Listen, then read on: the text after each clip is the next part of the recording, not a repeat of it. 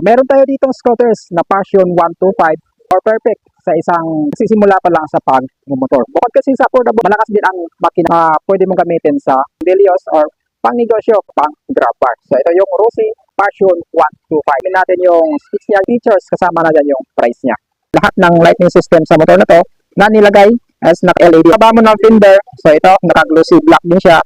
Dyan hindi mawawala yung sticker ni Rossi na kulay dilaw. Pagdating sa mags niya, ito ay naka-two-tone color na. Meron siyang black na matte, tapos meron siyang silver. So suspension niya, naka-telescopic siya. So dito naman makikita yung signal lights niya mga idol. Pagdating naman sa braking system, goods na rin yung kapit nito kasi nga naka-disc brake siya. So pagdating sa gulong niya naman mga idol, ayan, naka-tube type pa lang ito. Yung sukat niya sa harapan is 70 by 90 by 14. So yung 14 size is standard yung mga idol. So madali siyang hanap. Yung side niya, ganito lang yung pagka-decals. So makikita natin yung Rossi na pangalan. So, simple lang, ayan, wala gaanong naka-decals dito. Rossi, tapos may mga lighting na kulay white, saka dilaw.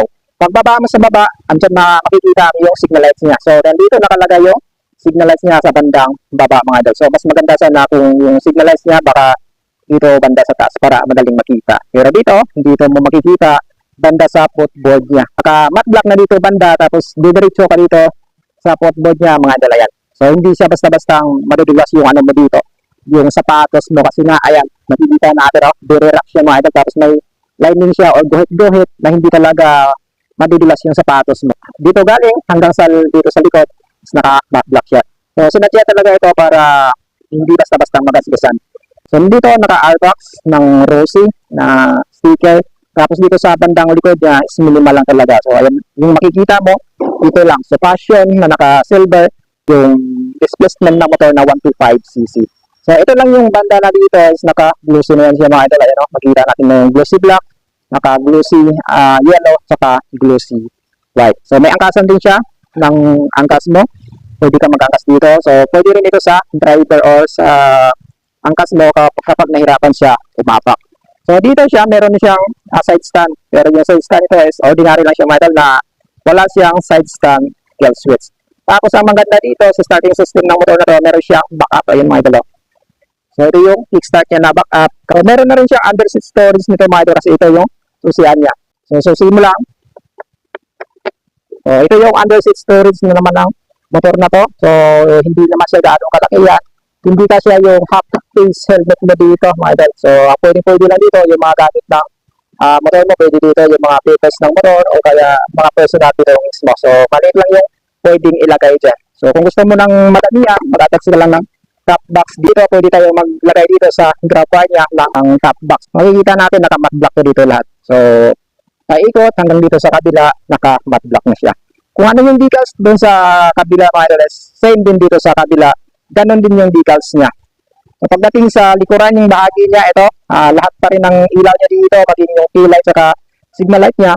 So, ayan, naka-LED na siya. So, napaka-liwanag yan pagdating sa gabi. So, meron siyang extra fender dito sa likod na mahaba para protection sa putik. So, siyang ganitong forma mga idol sa likod. So, ang astig ng pagka-forma niya yan. So, guys, meron siyang size na 80 by 90 by 14. So, ganun pa rin standard.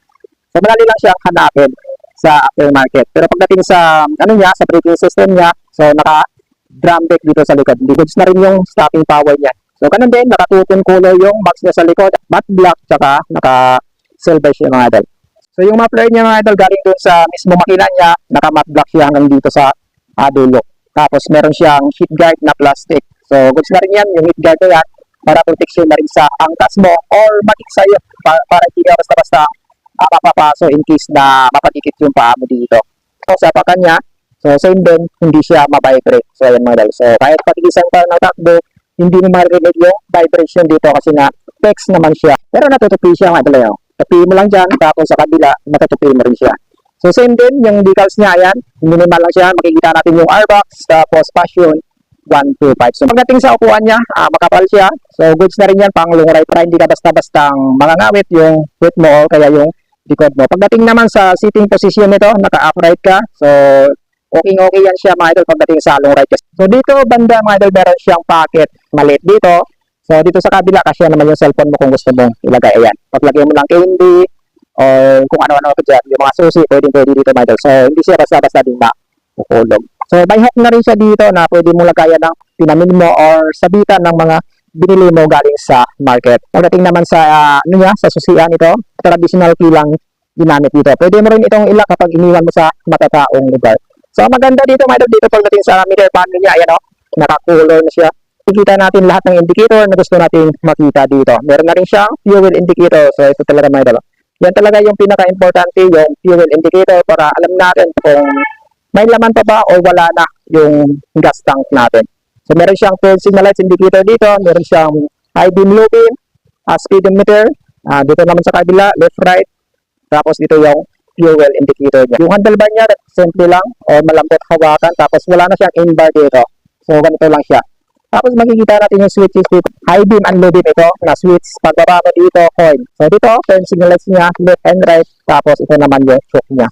So yung choke na ito mga idol, gamitin nyo lang to in case na hard starting sa umaga yung motor mo. Dito naman sa kabila, meron siyang engine off and on. Ayan mga idol.